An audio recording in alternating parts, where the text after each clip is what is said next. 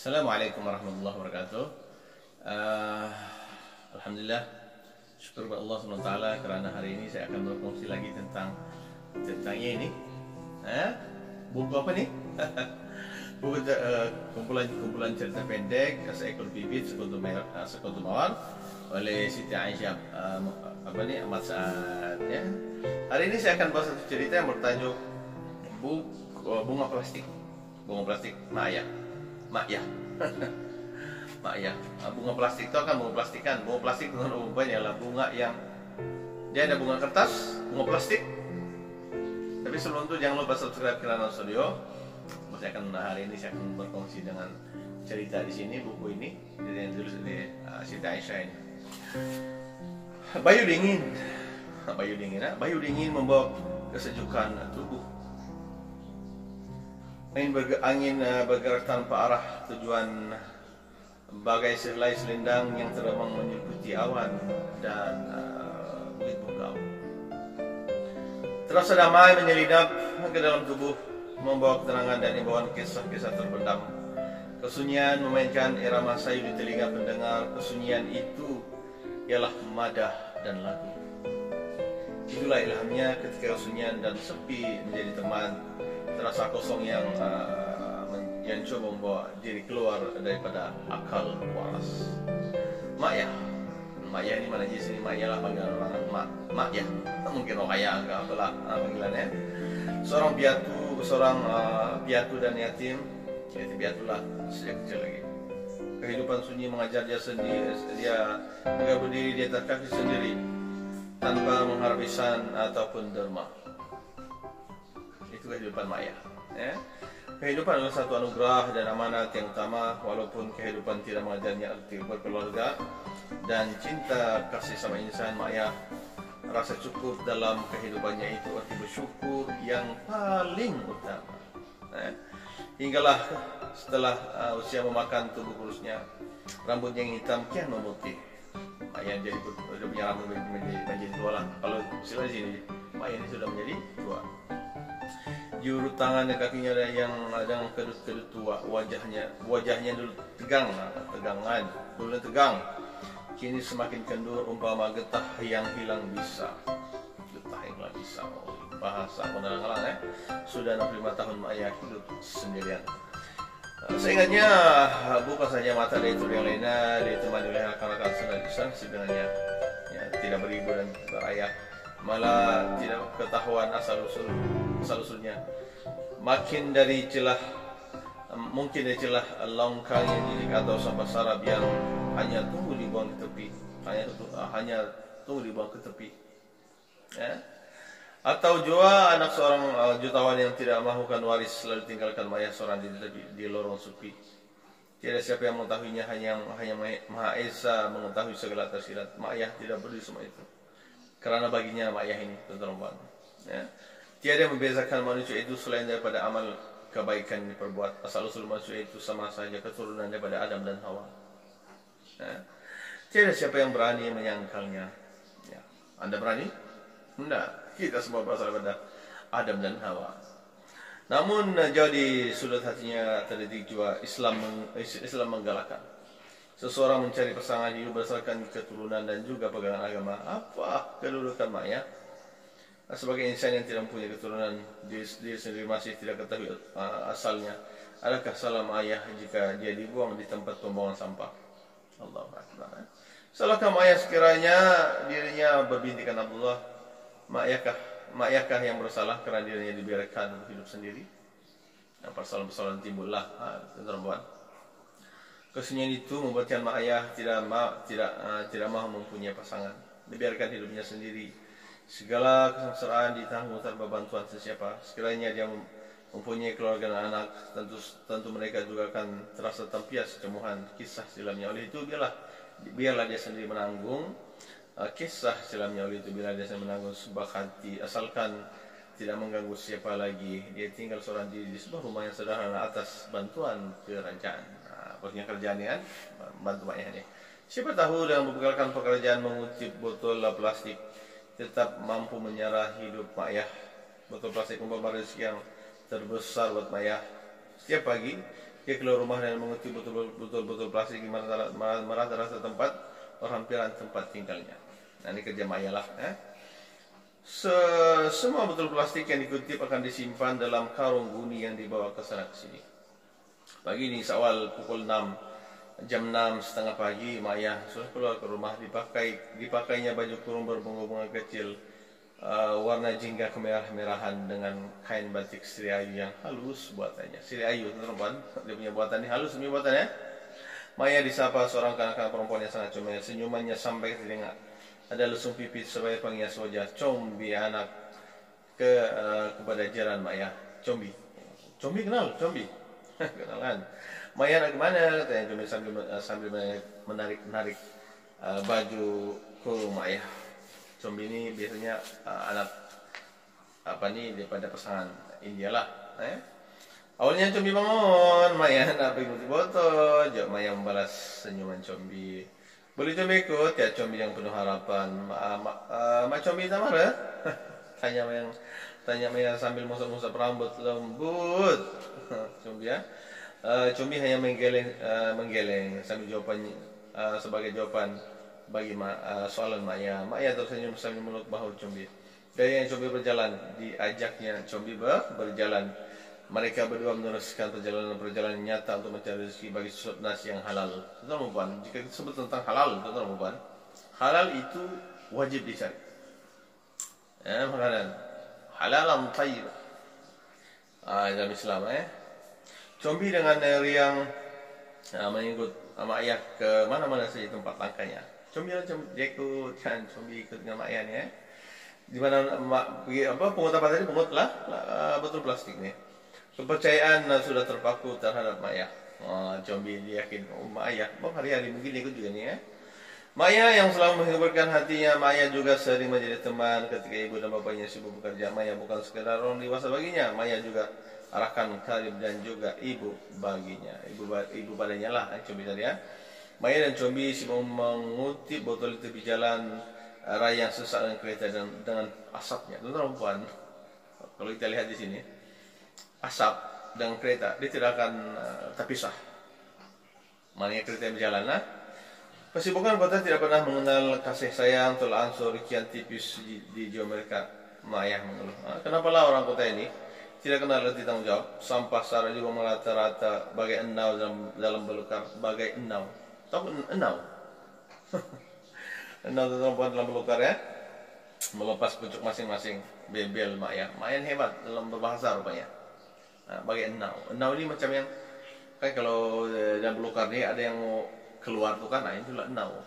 Subhanallah. Combi yang tidak memahami kata-kata Mak Ayah hanya tersenyum sambil memandang Mak Ayah. Enau. Betul Mak Ayah? Tanya Combi ingin tahu. Enau itu jenis pokok hutan, kata Mak Ayah ringkas. Khawatir Combi akan bertanya lagi. Combi hanya tersenyum sambil masukkan botol plastik ke dalam guni Mak Ayah. Betul-betul. Ini satu perbuatan rezeki. Rasulullah SAW telah berpesan orang Islam ini, tuan-tuan, jangan jadi peminta sedekah. Tapi pergilah di hutan, ambil kayu, kemudian jual. Sekarang tuan-tuan, hadis ini yang paling hebat.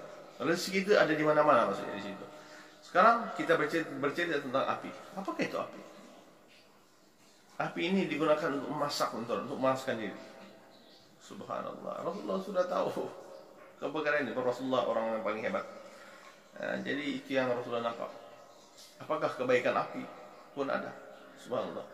Dah penuh, mari kita balik. Banyak lagi pekerjaan yang nak dibuat. Kata Maya kepada Combi. Maknanya penuhlah. Maknanya itu perempuan. Berdasarkan kepada hadis yang cakap tadi itu. Akan sampai kita punya limit.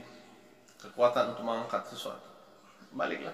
Tak payah lagi banyak-banyak. Biar orang lain ambil. Combi hanya mengangguk dan mengikut Mak Ayah melangkah pulang.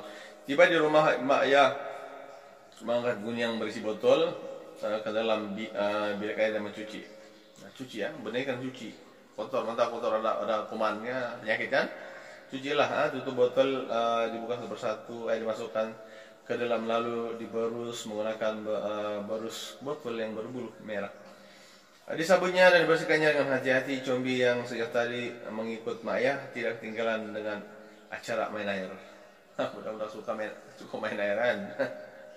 Dia masih seronok bermain air dalam bilik air bersama mak ayah. Tidak lama kemudian dengan suara yang beri salam, mak ayah menuju ke pintu utama rumahnya untuk melihat tamu yang datang. Combi mengikut mak ayah di belakang dengan baju yang basah kulit tadi dan kesejukan. Nah, sejukkan lah main air kan. Mak ayah tersenyum. Oh, rupanya Mahani, katanya. Ibu kepada Combi sudah pulang dari kerja, sedang mencari-cari Combi. Maya, gua cerita, jam belum masuklah nih. Nah, pelawak Maya. Apa Maya? Saya tak balik ke rumah lagi nih. Maya dan apa Combi? Kata Mahani. Biasalah orang tua-tua, orang di kampung gini lah. Dia nampak. Ada dengan aku, dia tengah mandi. Maya senyum melihat Combi dengan pakaian basah berdiri di belakangnya. Combi juga turut tersenyum karena teringat gelagatnya main air.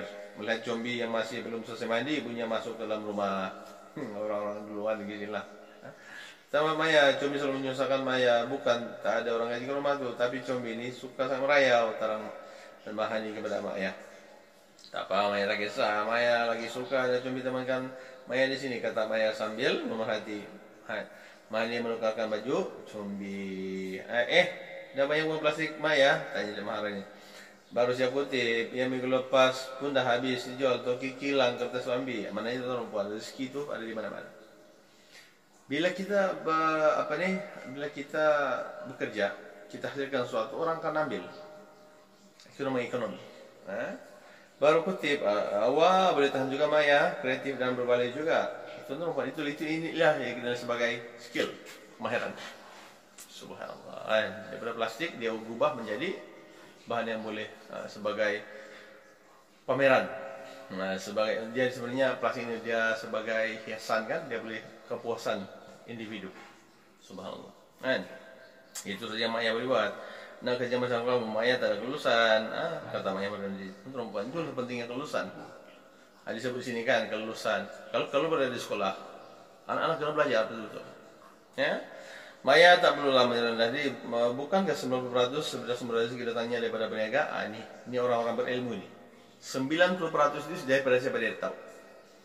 Dan daripada hadis Rasulullah SAW, 1/9/10 rezeki itu dari sudut kekayaan ini datang daripada berniaga. Itu kata Rasulullah SAW. Subhanallah. Jadi macam mana mencari 9/10? Dapat 1/10 pun okey sudah. 2/10, 3/10 lagi bagus ya. Usaha Maya harus dicontoh. Maya, kami balik dulu ya, kata Abang Rahman. Kalau Bang Rahman balik, tak ada orang di rumah pula, kata Mahani sambil mengulurkan tangan untuk bersalam. Combi juga mengulurkan tangan tanpa disuruh. Kan adab, ini adab. Bajunya dengan yang basah sudah diganti dan masukkan dalam plastik agar tidak menitis air keluar. Maya tersenyum melihat belakang Combi. Setelah mereka beredar, Maya meneruskan kerja yang masih belum selesai. Senyuman masih melekat di bibir dan wajah Maya. Pujian yang jarang-jarang diterima walaupun sudah 5 tahun umurnya. Hasil tangan Maya selalu mendapat tambahan dan permintaan yang tinggi. Perempuan inilah namanya skill. Kita kena buat sesuatu, baru kita buat, nah, orang akan pergi beli. Sekarang lagi mudah guna WhatsApp saja orang akan dapat ya. Kita bagi promosi melalui WhatsApp, senang aja. Mungkin kalau kehalusan dan keunikan kerja tangan, ini namanya kemahiran ya. Bunga plastik Maya tidak terdapat di mana-mana. Perempuan itulah yang unik ya, tidak dapat di mana-mana, unik ya. Hanya daripada Maya.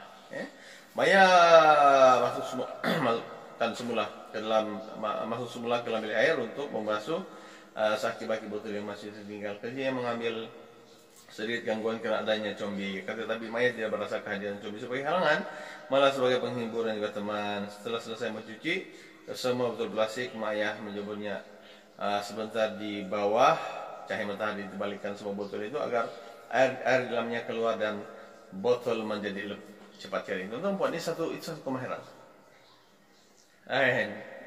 Botol plastik kita letak air, cuci, dia kotor kan. Kemudian kita kembalikan dia supaya air itu cepat jatuh. Dalam istilah sains, air itu cepat keluar berbanding dengan kita masukkan air dan kemudian kita letak lubang dan sebagainya. lambatlah kan. Kita kan guna akal. Allah, kalau bagian kita akal sebab berpikir dengan baik. Subhanallah. Jadi mak ayah kita balikkanlah betul tadi ya. Sambil menunggu botol kering, mak ayah duduk di ruang tamu. Ruang tamu tahu kan? Setiap rumah ini ada ruang tamu. Nah, kecuali Jepun mungkin tidak lah. Terus masuk saya itulah dia punya bilik. Kalau di Jepun, ruang tamu tidak. Di negara-negara maju lah. Emaknya seperti lepas kuli yang membuat kerja dengan cepat tanpa berhenti, diambilnya bunga plastik yang belum diwarnakan, lalu duduk di lantai yang sudah beralas dengan surat kabar lama. Bunga-bunga plastik emaknya itu sudah dibentuk. Benar-benar macam mana dia punya bunga plastik ini? Nah, akan saya kongsikan ya. Warna merah di dalam tin dicelup dengan berus lalu disapu ke atas. Bunga-bunga plastiknya seperti alam diberikan cahaya matahari. Seperti itulah indahnya bunga plastik emaknya. Nah, dia tersenyum puas. Ternyata betul plastik yang tidak berguna kepada orang lain menjadi amat berguna sebagai sumber rezeki kepadanya. Sumber rezeki dan membantu. Maya meneruskan kerjanya diwarnai botol plastik yang sudah dibentuk menjadi bunga dengan berbagai warna. Warna diguna cat lah, bisa guna cat. Itu pun kemahiran. Subhanallah. Biar nampak berseri dan nampak dipandang walaupun bunga plastik Maya tiada bau dan tiruan. Tiada bau dan tiruan. Ya. Namun kecantikannya tahan lama dan menceriakan suasana. Subhanallah. Lamunan Maya yang panjang dikunjungi penampilan namanya dipanggil naik ke atas pentas. Rupanya lamunannya terlalu panjang untuk dipikirkan. Lamunan dia salah. Maya berada dalam satu majlis anugerah keusahawanan. Anugerah khas usahawan berjauh ini diberikan kepada Hajawan Zakiyah binti Abdullah, dipersilakan naik pentas untuk menerima hadiah daripada yang amat mulia Raja Mansur Agung Tuanku Nur Zahirah. Kata pengurus majlis dengan bangga. Itulah kelebihan dalam Islam pun kita kena jadi usahawan. Mak ayah yang sejak tadi melamun, kisah-kisah selamanya berdiri lalu menuju ke pentas, terasa dingin keringatnya yang mengalir, telah dibalas oleh Yang Maha Esa. Allah lah. Mak ayah merasa puas. Senyuman yang manis diikuti dengan tangisan kegembiraan mak ayah menerima hadiah daripada Raja Pemaisur Agung Tuanku Zahirah dengan penuh kesyukuran. Terima kasih atas penghargaan ini. Saya tidak pernah menyangka akan menerima anugerah sehebat begini. Sesungguhnya saya hanya melakukan pekerjaan saya mampu lakukan. Tiada kudrat lain bagi saya untuk melakukan pekerjaan ini. Pekerjaan lain katanya. Apalagi itu meramalah. Namun syukur pada Yang Maha Esa kerana memberikan rezeki yang melibatkan ganda dan menurut semua kesedihan saya. Terima kasih. Terima kasih. Mak ayah mengakhiri ucapannya diri sejuta tepukan daripada tangan Khalil Madris anugerah usahawan. Semuanya kasih ini itulah satu anugerah. Akal itu juga ialah anugerah. Kedua-duanya harus digunakan dengan bijaksana dan berhikmah. Ketika akal tidak digunakan sepenuhnya akan binasalah. Namun apabila akal menjadi mahkota, kebahagiaan menghiasi hidup sesiapa saja, apa-apa sahaja yang dijadikan akan diterima oleh Maha Esa adalah satu dugaan kepada hambanya. Setiap dugaan dan cobaan yang diberikan Allah untuk menguji hambanya. Sungguhnya rugilah orang-orang yang tidak saling mengingati. Itu orang puan yang Rasulullah. Daripada cerita tadi, dia menceritakan tentang seorang individu yang bernama Maya, atau dia nama punya Zaki. Subhanallah, Zakiyah dalam bahasa Arab pun kan, Zakiyah. Zakiyah ini orang menggunakan akal, Zaki, bijak. Allah SWT menggelar Nabi Isa AS sebagai Zakiyun, kan, lelaki yang bijak. Subhanallah. Dalam surah, lihat dalam surah Maryam atau belum surah dalam Al-Quran tadi lah. Tuan-tuan dan puan, ulasan daripada sini yang saya boleh berikan, ulasan cerita tadi itu, kita sebagai seorang manusia ini memerlukan manusia yang Allah SWT berikan akal, pikiran. Akal kan di sini, otak kan. Akal ini tuan-tuan perempuan ialah yang boleh memisahkan yang baik dan yang buruk. Kalau andainya akal ini kita gunakan dengan baik, insya Allah Allah akan memberikan kita, mohon kepada Allah SWT supaya Allah SWT memberikan kita ini dapat menggunakan akal yang baik. Contohnya tuan-tuan perempuan, kita ada isu atau ada sesuatu yang menyusahkan kita, maka kita hendaklah selesaikan isu itu. Kita hidup di dunia ini sebatang kara. Ada yang berhasrat untuk minta tolong kepada orang lain. Ekonomi tidak akan bergerak tanpa ada urusan muamalah dengan orang-orang yang sekitar. Anugerah itu teman-teman di dunia ini adalah anugerah yang sementara, tapi anugerah sebenarnya proses apa yang kita melakukan perkara ini adalah ikhlas karena Allah SWT. Teman-teman beribadah. Jika beribadah ini itu buat baik kepada orang diri sendiri dan juga buat baik kepada orang lain. Subhanallah, ibadah itu ibadah Islam.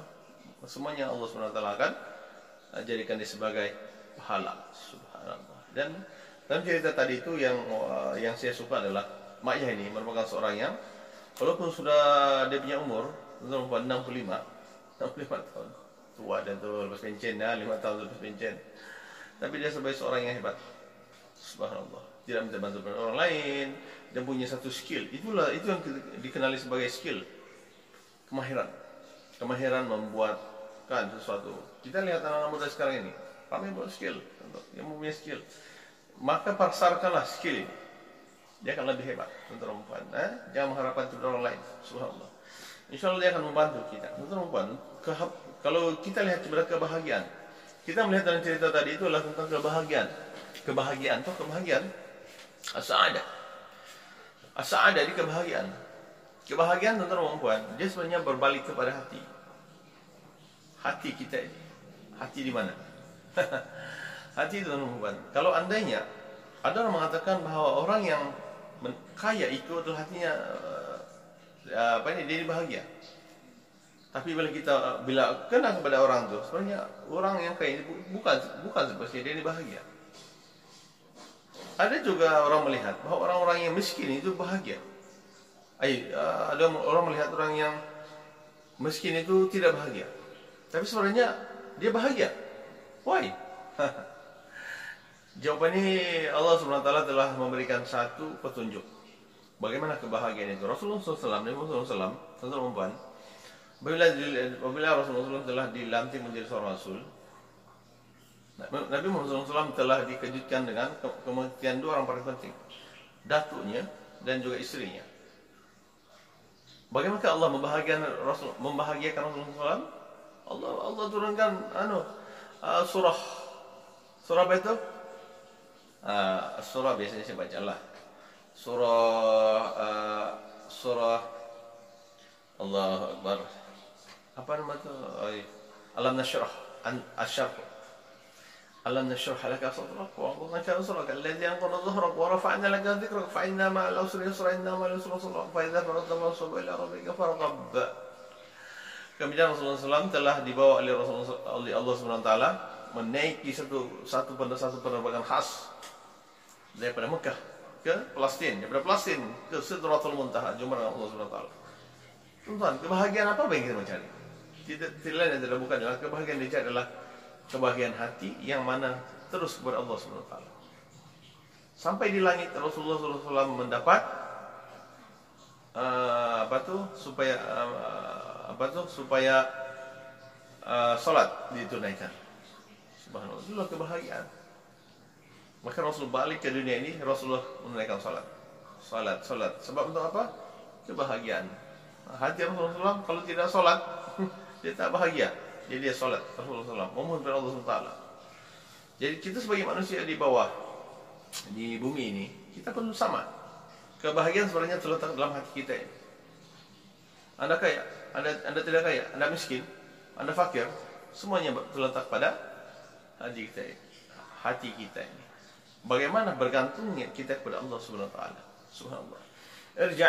Irja'i ila rabbiki radiyatan mardiyah, kata Allah.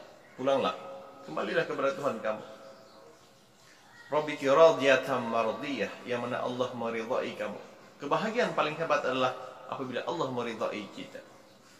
Dan kita pula meridai Allah itu Tuhan kita. Subhanallah. Itulah kebahagiaan. Orang sakit teman-teman. Orang sakit teman-teman, apabila dia sakit, dia akan merasa macam tertekan. Apalagi kalau dapat kanser kan, tertekan tuh. Di manakah kebahagiaan itu? Bila dia sembuh, dia bahagia tuh. Dia macam terlepas, lihat dia sembuh. Subhanallah. Tapi kebahagiaan, adakah selepas dia sembuh itu kebahagiaan? Tidak juga. Nah, jadi kebahagiaan itu terletak di hati, yaitu dengan apabila redha kepada Allah Subhanahu wa taala dan Allah redha dengan kita. Irja'i ila rabbiki radiyatan mardiyah fadkhuli fi 'ibadi wadkhuli jannati, sehinggalah kita masuk ke dalam syurga Allah Subhanahu wa taala. Subhanallah. Jadi saya rasa itu yang berkongsian hari ini tentang Ma'iyah tadi. Dikaitkan dengan agama Allah Subhanahu dengan tazkirah. Ya, insyaallah. Jadi saya rasa itu saja untuk perkongsian. Wabillahi taufiq wal hidayah. Assalamualaikum warahmatullahi wabarakatuh. Jangan lupa subscribe channel Studio. Ya, insyaallah. Terima kasih.